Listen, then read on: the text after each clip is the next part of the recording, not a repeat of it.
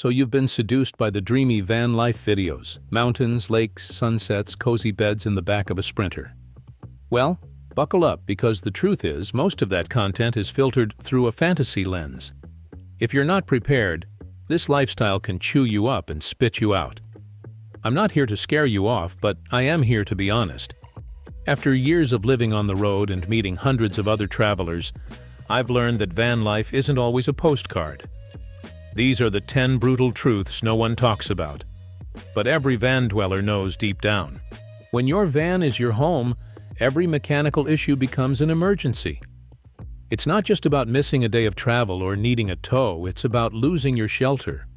One blown transmission or overheating engine, and suddenly you're stranded without a roof over your head. This isn't like when your daily driver breaks down and you still have a house to go back to. This is your house. Worse yet, most RV and van repairs aren't cheap. Many mechanics won't even touch custom builds. If you're stuck in a remote town with limited options, you might be looking at a $1,000 tow just to get to a shop that can help.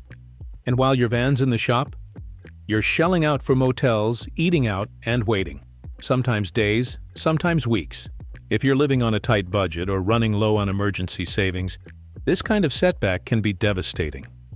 That's why anyone living full-time in a van needs a serious repair fund. It's not optional, it's survival. Without it, one breakdown can pull the rug out from under you in a single afternoon.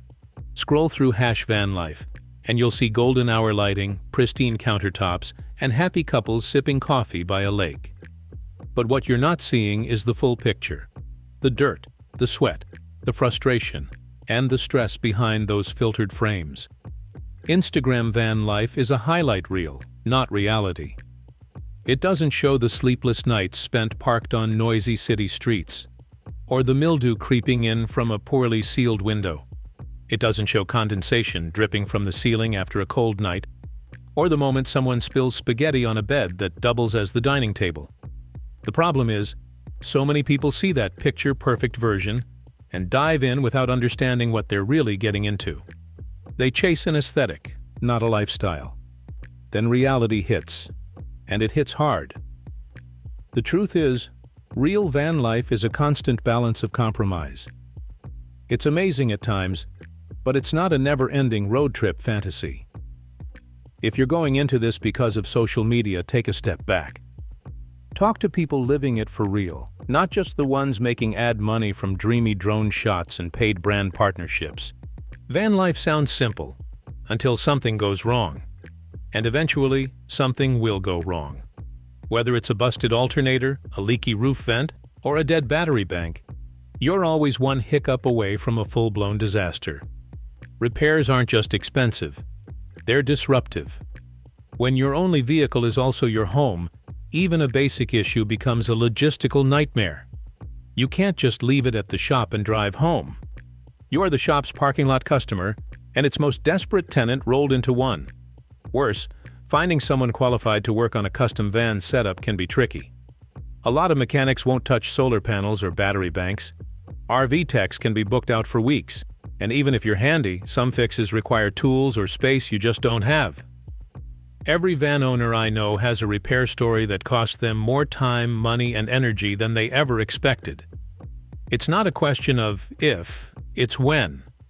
That's why it's critical to budget for ongoing maintenance and emergency fixes. And learn some basic mechanics. Because if you're not ready to get your hands dirty, this life is going to chew you up. People think the road is wide open, but the truth is, finding a legal, safe, and quiet place to sleep every night can be one of the biggest stressors in van life. National parks are booked out months in advance.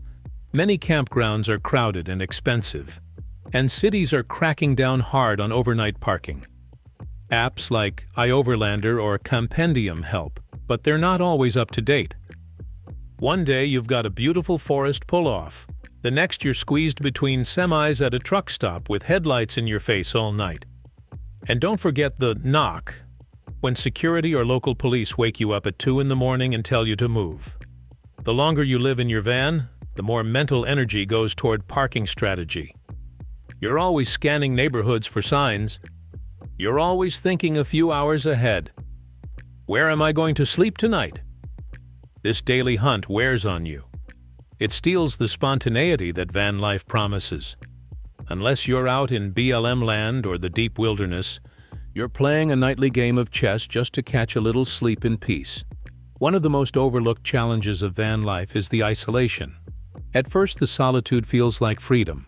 No distractions, no drama, just you and the open road. But over time, that peace can start to feel more like loneliness.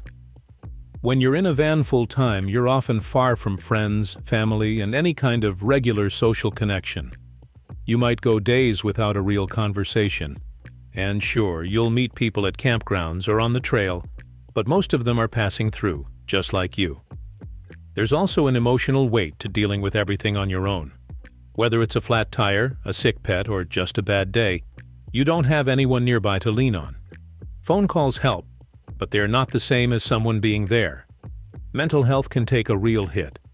And for people who aren't naturally introverted or comfortable being alone, the quiet can become suffocating.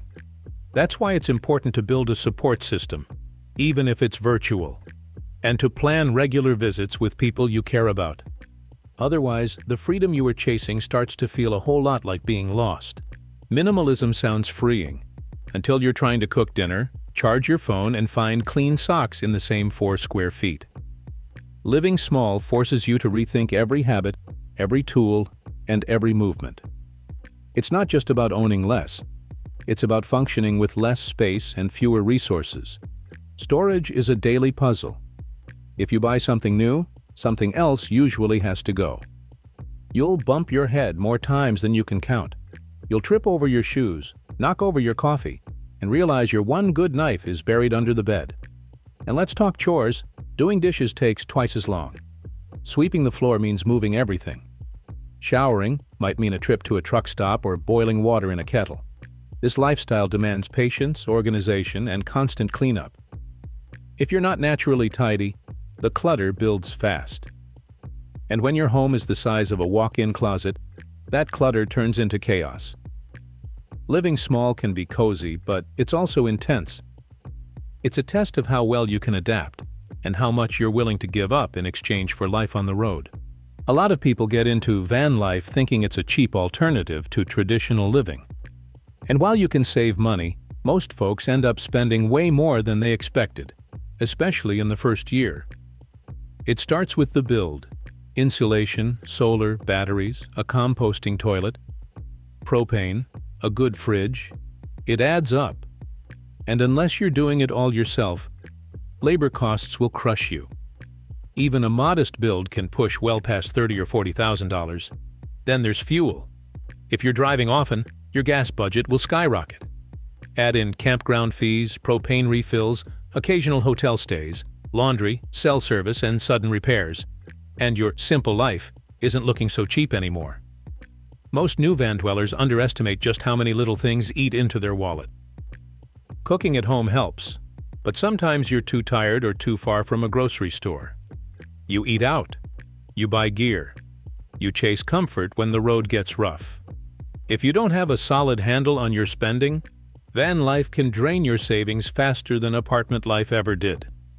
You need a strict budget, a strong buffer, and the discipline to stick with both. You can have the most beautiful route mapped out, the coziest van interior, and the best intentions, but none of it matters if the weather turns on you. And trust me, it will. Hot weather? Your van turns into a sauna.